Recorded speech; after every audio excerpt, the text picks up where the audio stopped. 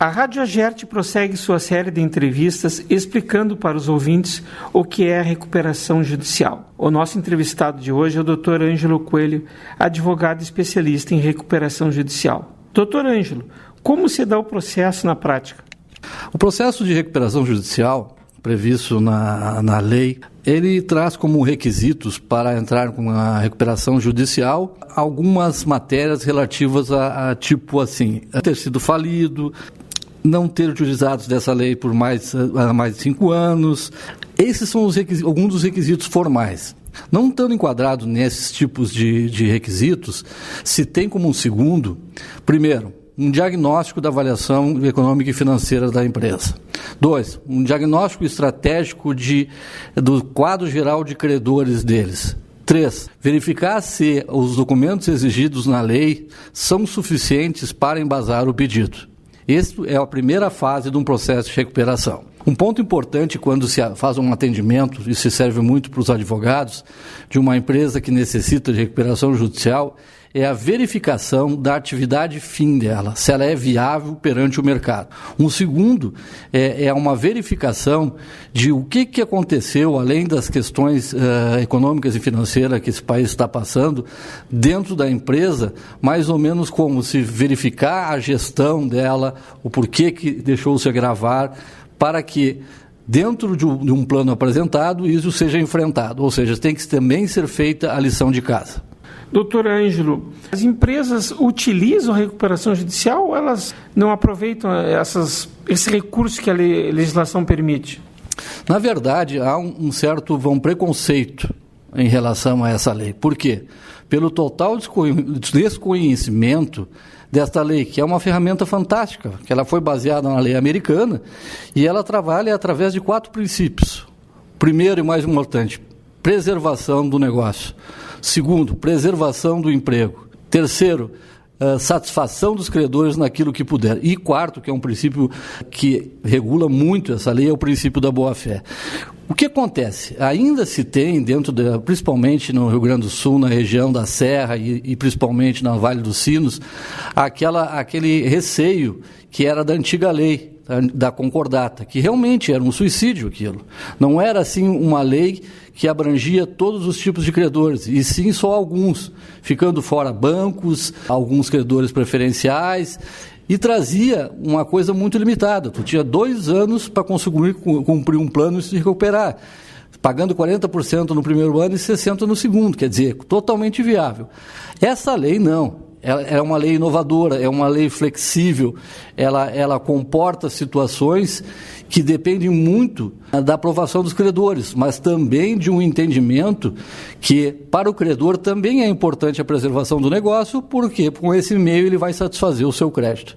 Pela sua experiência prática, as empresas que entram em recuperação judicial conseguem, na sua maioria, retomar suas atividades com normalidade? A verdade é assim, essa lei é muito nova, tá? Então, assim, não há uma definição. Quem definir percentuais estará arriscando muito nisso. Por exemplo, eu possuo hoje em torno de 45 ações tramitando. Todas estão em atividades. Algumas eu tenho como uma em Porto Alegre, a primeira que encerrou a fase judicial, que é um ponto muito importante, e está quase cumprindo o plano.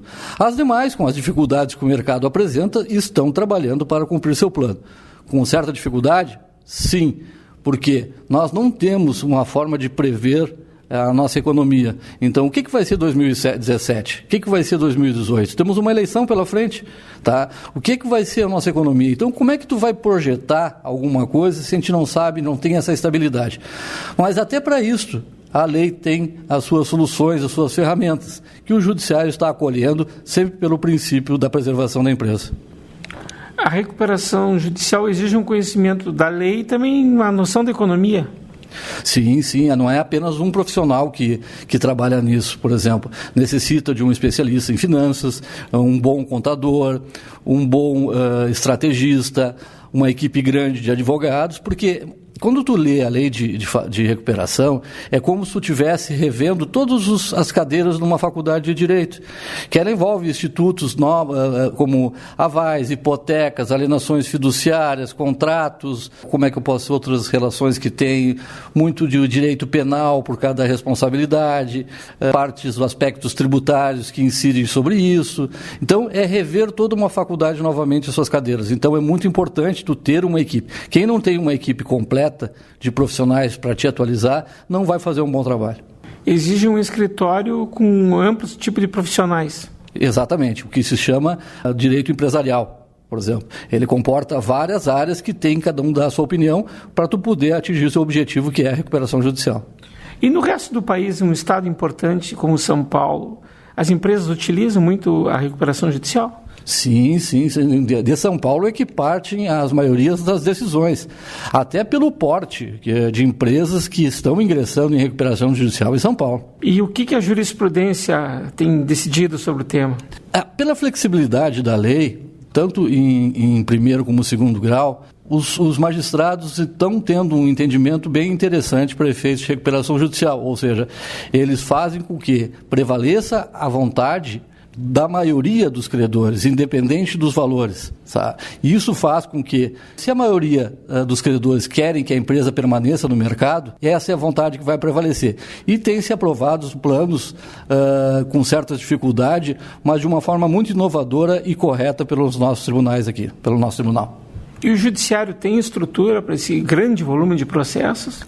O grande problema do Rio Grande do Sul é que nós temos apenas 2 comarcas com varas especializadas, Porto Alegre e Novo Hamburgo. Isso é uma carência que tem até para o interior, por exemplo. Caxias não tem vara especializada.